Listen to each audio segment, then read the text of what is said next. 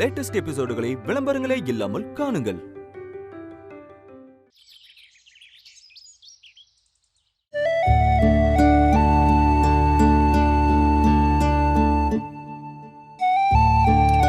சிங்கம், அம்மா, நீ எங்க கூட வரியா இல்ல ஊருக்கு போறியா? நான் ஊருக்கே போயிட்டு வரேம்மா. சரி, நீங்க ரெடி ஆகுங்க, நான் இந்த வேலையெல்லாம் பாத்துக்கிறேம்மா. சரி. என்ன கேட்டீங்க? ஏமாப்ல, இப்படி நீ சும்மாவே இருக்கிறதுக்கு உருப்படியா ஏதாவது வேலை செய்யலாமே. சரி, நீங்க என்ன இன்னும் இங்க உட்கார்ந்துட்டு இருக்கீங்க? நின்னுட்டேங்க்கா. இல்ல, எதுவும் பேக் பண்ணாம இன்னும் உட்கார்ந்துட்டு இருக்கீங்களே. ஆமா, என்ன பெரிய பேக்கிங்? நான் என்ன உங்களை மாதிரி பெரிய சூட்கேஸ் நிறைய துணியை பேக் பண்ணிட்டு வர போறேன்னா என்ன? எடுத்துட்டு வர போகிறது 4 சட்டை 2 பேண்ட்டு. அதை போகிற போக்கில் பேக்கெட்டில் சொருகிட்டே வந்துடுவேன், போதுமா? அதானே, உங்களுக்குலாம் என்ன சொன்னாலும் பொம்பளைங்களை உள்ள இழுக்கலனா தூக்கம் வராதே. இல்லையே, நல்லா தூக்கம் வருமே. ஏங்க எங்களை சொல்றியே? மாமாவே முழிச்சிட்டு இருக்காரு. வசந்திக்கு ரூம்குள்ள போய் கதவை சாத்திட்டு கோயிலுக்கு வர மாட்டேன்னு அடம்பிடிச்சிட்டு இருக்காங்க. மாமாவும் எவ்வளவு கூப்பிட்டு பார்த்துட்டாரு, வரமாட்டேங்கிறாங்க. என்ன வரலன்னு சொல்லிட்டு இருக்காளா? எவ்வளவு வேலை இருக்கு. வசந்தி, வசந்தி. அண்ணி, அவளை விடுங்க, அவ அப்படித்தான். இந்த வினய் நான் வரலன்னு சொல்லிட்டு இருக்கான். அவனை என்னன்னு கேளுங்க. வரலன்னு சொன்னானா? ஏன், என்னவா? அது ஒன்றும் இல்லைக்கா, ஏதோ கூட்டமான இடத்துக்கு வந்தால் அவனுக்கு பிடிக்காதமா. அந்த மாதிரி ஏதோ ஒரு வித்து போன காரணத்தை சொல்லிட்டு இருக்கான். வினய், வினய். வரமா?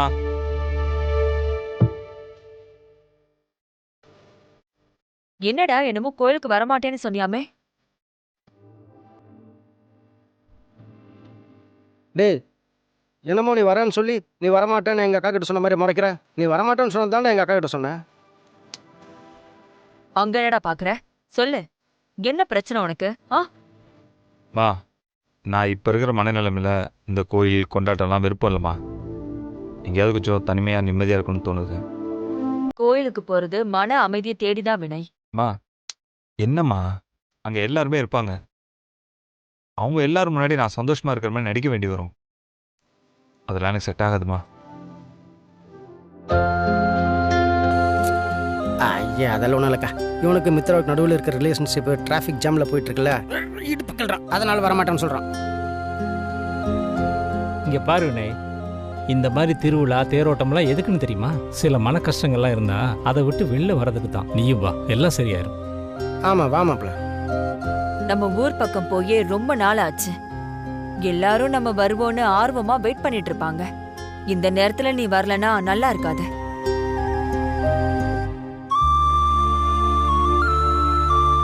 இல்லம்மா, எனக்கும் இவர் சொல்றதுதான் சரின்னு படுது. கொஞ்ச நேரம்னா பரவாயில்ல, 4-5 நாள் சகஜமா இருக்கிற மாதிரி நடிக்க முடியாதுமா. ரொம்ப கஷ்டம்.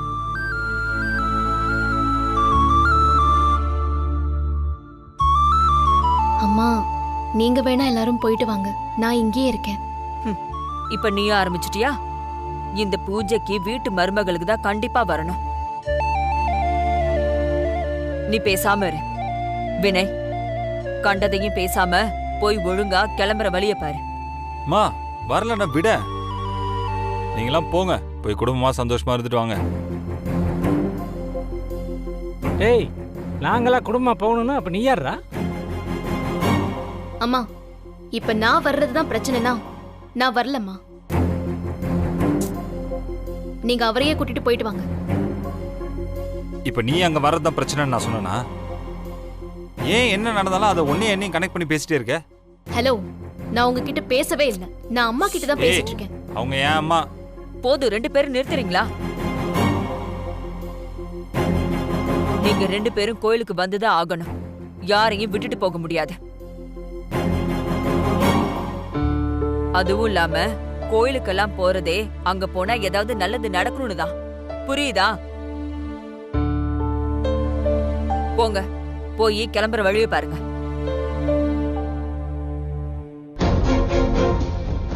கிளம்புறப்பா. மாமா, அந்த கடை எங்க இருக்குன்னு கொஞ்சம் கிளியரா சொல்லுங்க.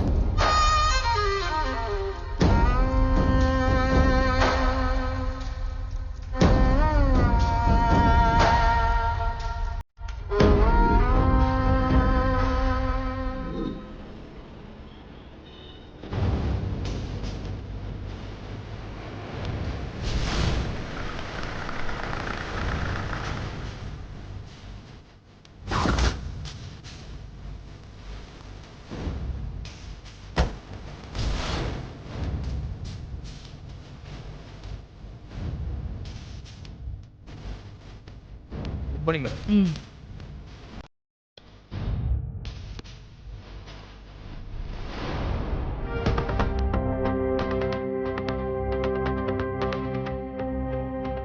கான்ஸ்டபிள் இங்க வாங்க. அந்த செல்லை தரங்க. Yes madam.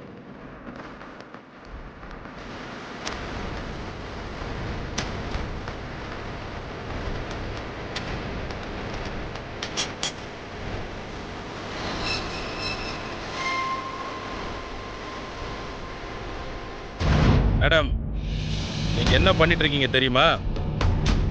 சமூகத்துல ஒரு கௌரவமா தொழில் பண்ணிக்கிட்டு மரியாதையா வாழ்ந்துட்டு இருக்கிற என்ன தேவையில்லாம அரெஸ்ட் பண்ணி என் மரியாதையை கெடுக்க பாக்குறீங்க. ஒரு நாள் இதுக்கெல்லாம் நீங்க கண்டிப்பா பதில் சொல்லியே ஆகணும். யாரு நீ? கௌரவமான தொழில் பாக்குறியா? டேய், வெக்கமா இருக்காதா உனக்கு? ஒழுங்கு மரியாதையா நான் கேக்குற கேள்விக்கு மட்டும் பதில் சொல்லு, இல்ல நடக்கிறதே வேற. என்ன? அந்த பொண்ணுங்களை எல்லாம் நீ எங்க கடத்த பார்த்த? என்ன என்ன சொல்றீங்க? நான் எப்போ யாரை கடத்தினேன்? மேடம், அந்த பொண்ணுங்கெல்லாம் எப்படி அங்க வந்தாங்கன்னு எனக்கு தெரியாது. டேய், என் குணம் தெரியாம பேசிக்கிட்டு இருக்கேன். நான் இவ்ளோ பொறுமையா கேஸ் டீல் பண்ற ஆளே கிடையாது. ஒழுங்கா நான் கேட்டதுக்கு கரெக்டா பதில் சொல்லிட்டீனா தப்பிச்சேன், இல்ல? மேடம், நீங்க என்ன கேக்குறீங்கன்னு எனக்கு புரியல மேடம். டேய் மூர்த்தி, நீ யாரு? உன் பார்ட்னர் கனகா யாரு? கனகா மாதிரி இன்னும் எத்தனை பேர் உன் டீம்ல இருக்காங்க? மித்ராவை நீங்க ஏன் பின்னாடியே போய் டார்ச்சர் பண்றீங்க? நீங்க என்ன தொழில் பண்ணிக்கிட்டு இருந்தீங்க? இப்ப என்ன தொழில் பண்றீங்க? எல்லாமே எனக்கு தெரியும். வீணா உண்மையை மறைக்கிறேன்னு போய் சொல்லி நேரத்தை வளர்க்கணும்னு நினைக்காத. அப்படி பண்ணினா அது உனக்கு தான் டேஞ்சர்ல போய் முடியும். மேடம், நீங்க சொல்றது எனக்கு ஒண்ணுமே புரியல மேடம். ஆமா, யாரு கனகா? அப்போ கனகா யாருன்னு உனக்கு தெரியாது, அப்படிதானே? ஆமா மேடம், தெரியாது. டேய் மூர்த்தி, ஒரு விஷயம் சொல்லவா? கனகாவை நாங்க உனக்கு முன்னாடியே அரெஸ்ட் பண்ணி எல்லா டீடைல்ஸையும் வாங்கிட்டோம். இன்ஃபேக்ட் அவளே உன்னை பத்தி எல்லா டீடைலையும் சொல்லிட்டா. அப்புறம் ஏன் மறைக்கிற? சொல்லு, சொல்டா. இப்ப சொல்ல போறியா இல்ல உன்னை லாடம் கட்டி உண்மையை வர வைக்க வேண்டிய விதத்துல வர வைக்கவா? சொல்றா. மேடம், மேடம் அடிக்காதீங்க மேடம். மேடம், சொல்லிடுறேன் மேடம், சொல்லிடுறேன் மேடம். அதான் மேடம், நீங்க காப்பாத்தின பொண்ணுங்களே சொல்லிருப்பாங்களே, ஊருக்கு புதுசா வர்ற பொண்ணுங்களே. டேய், அதெல்லாம் அந்த கனகாவே ஒத்துக்கிட்டாடா. மித்ராவுக்கும் உனக்கும் என்ன சம்பந்தம்? மித்ராவா? அப்படி யாரும் மேடம். மேடம் மேடம் டேய், நடிச்சது போதும், ஒழுங்கா பதில் சொல்லு. மித்ராவுக்கும் உனக்கும் என்ன சம்பந்தம்? இப்ப மட்டும் நீ உண்மைய சொல்லல, உன்னை சுட்டுட்டு சஸ்பெக்ட் எஸ்கேப் ஆக பார்த்தான், அதான் சுட்டுட்டேன்னு கேஸ முடிச்சிருவேன். சொல்றா, சொல்லு. ஏய் மேடம், சொல்லிடுறேன் மேடம், எல்லாத்தையும் சொல்லிடுறேன். மித்ராவை எனக்கு அவ இந்த ஊருக்கு வந்த புதுசுல தான் மேடம் எனக்கு தெரியும். நானும் அவளை தொழிலுக்கு வந்த மத்த பொண்ணுங்களை மாதிரி நினைச்சுதான் அப்ரோச் பண்ணேன். ஆனா அவ என்னை ஏமாத்தி போலீஸ்ல புடிச்சு கொடுத்துட்டா. அதுக்காக பழி வாங்கணும்னு நினைச்சுதான் இதெல்லாம் பண்ண மேடம். ஆனா இது நான் மட்டும் தனியா பண்ணல மேடம். என்னடா சொல்ற? ஆமா மேடம், இது நான் மட்டும் தனியா பண்ணல, அந்த வீட்டுல இருக்கிற ஒரு ஆளோட சப்போர்ட்டோட தான் பண்ண மேடம். அவங்க தான் இது எல்லாத்துக்கும் பிளான் எல்லாம் பண்ணி எல்லாத்தையும் பண்ண சொன்னாங்க மேடம். வாசுகி வீட்லயா? ஆமா மேடம். டேய், யாரா அது? தீபிகா மேடம்.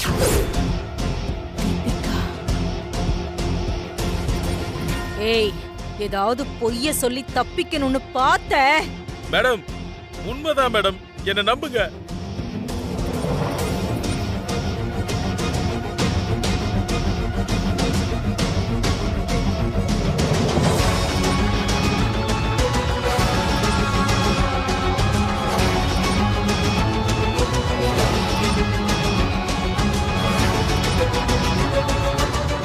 தீபிகாவா?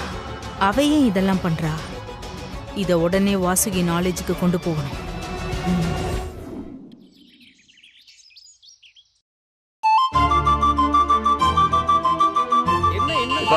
கார் வந்துருச்சு. ஏய், வெளிய போறா.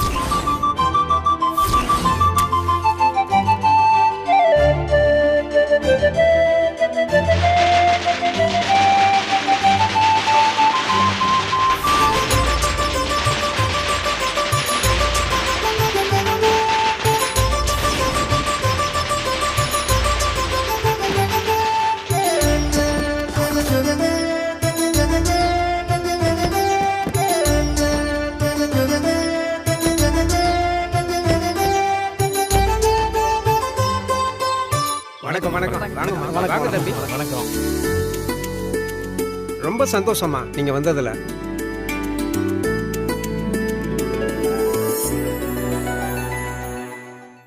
நாங்க வீடு தேடி வந்து கூப்பிட்டோங்கிற ஒரே காரணத்துக்காக எங்களையும் மதிச்சு இவ்வளவு தூரம் வந்திருக்கீங்க.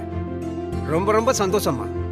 ஐயா, நீங்க கூப்பிட்டாலும் கூப்பிடலனாலும் இது எங்களோட கடமை.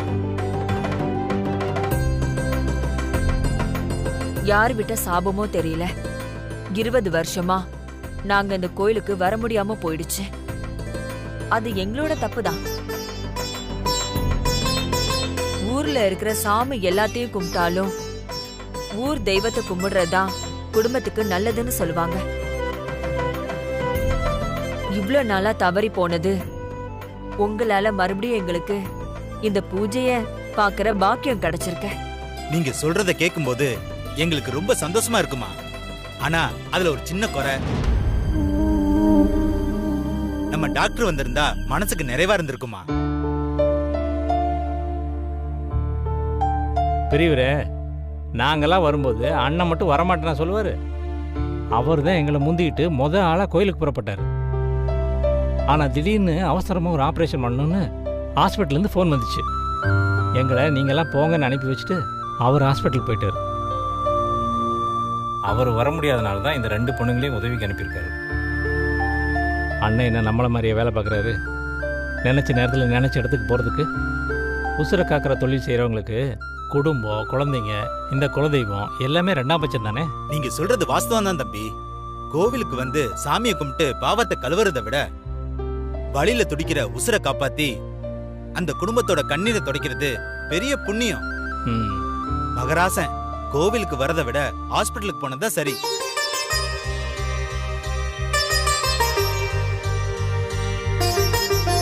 அந்த மாலை குடும்பம் அண்ணன் வரலன்னா அண்ணா தம்பி இருக்காருல்ல, தம்பிக்கு போடுவோம். ராம இல்லாத இடத்துல லட்சுமணன் தானே ராம. ஐயா, எனக்கு வேணாம். என் அண்ணன் மக வினய் இருக்கான், அவங்க இடத்துல போடுங்க. போடுங்க ஐயா. இந்த பார்த்தோம்.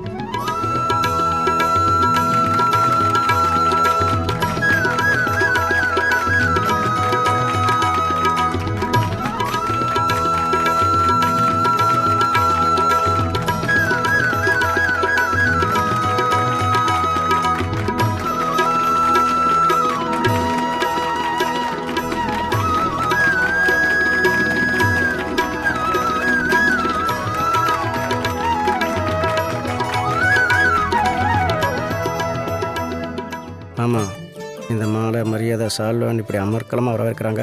எல்லாம் முடிஞ்சது பெருசாக ரசீதை நீட்டி லம்பாக டொனேஷன் கேட்பாங்களோ. யோ மாப்பிள்ள, என்னையா இப்படி பேசுகிற? இவங்க முகத்தெல்லாம் பார்த்தியா எவ்வளோ சந்தோஷமாக இருக்குது. அது காரணம் என்னன்னு தெரியுமா?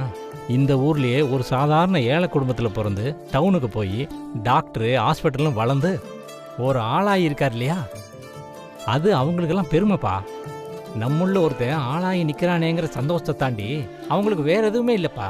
நீ என்னையா எப்படி பேசிட்ட? அப்படி மீறி கேட்டாங்கன்னா என்கிட்ட காசு இல்லை, நீங்களே கொடுங்க. என்கிட்ட எங்க இருக்கு? இவங்க எல்லாருமே அவங்க கூட இருந்து எல்லா உதவியும் செய்வாங்க. உங்களுக்கு என்ன தேவையோ இவங்க கிட்ட சொல்லுங்க. சரிங்க. வாங்க உள்ள போலாம்.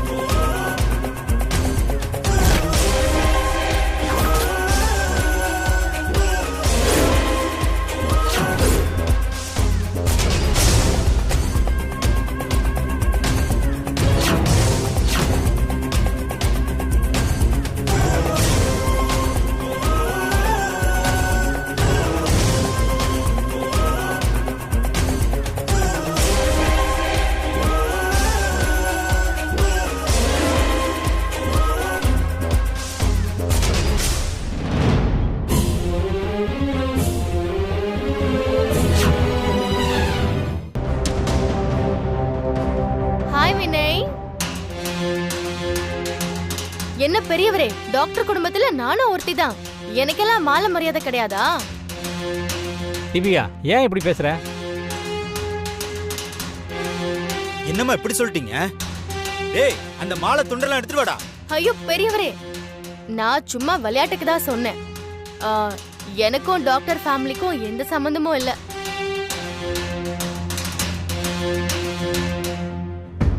டேய், இவ எப்படிடா இங்க வந்தா? நீதான் வர சொன்னியா? ஆமாம்மா. மா அப்படி பார்க்காதம்மா. தீபிகா பாவம், அவளுக்கு நம்மளை விட்ட வேற யார் இருக்கா? நம்மளை நம்பி அமெரிக்காலேருந்து வந்தவ அவளா நானும் உங்கள் கோயிலுக்கு வரேன்னு சொன்னா. அதுவும் இல்லாமல் நான் வில்லேஜே பார்த்ததில்லைன்னு சொல்கிறா. எப்படிமா வராதுன்னு சொல்ல முடியும்?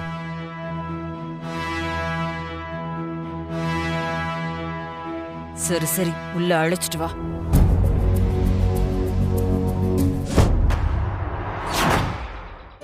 வாங்கம்மா.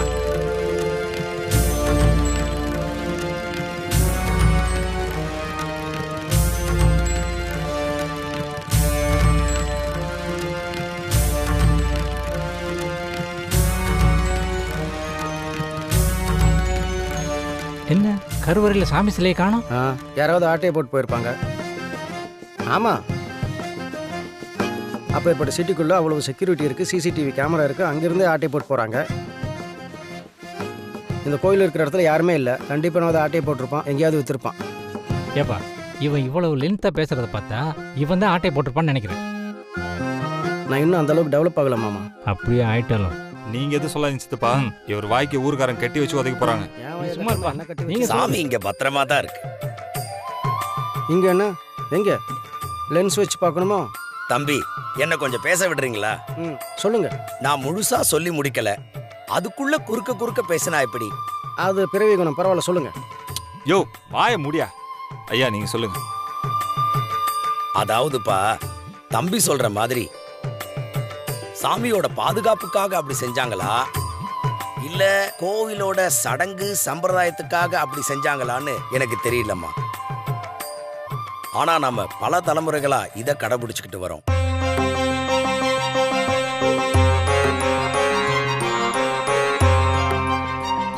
என்ன கடைபிடிச்சிட்டு வரோம்?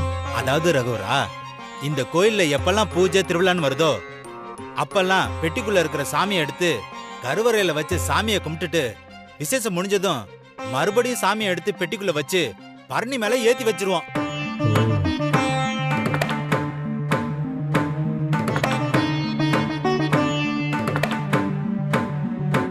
நான் முன்னவே சொன்ன மாதிரி இந்த ஏற்பாட்டை பாதுகாப்பு குறைபாடுனால பண்ணாங்களா இல்ல நம்ம பண்பாட்டு பழக்க வழக்கத்துக்காக பண்ணாங்களான்னு தெரியல தம்பி.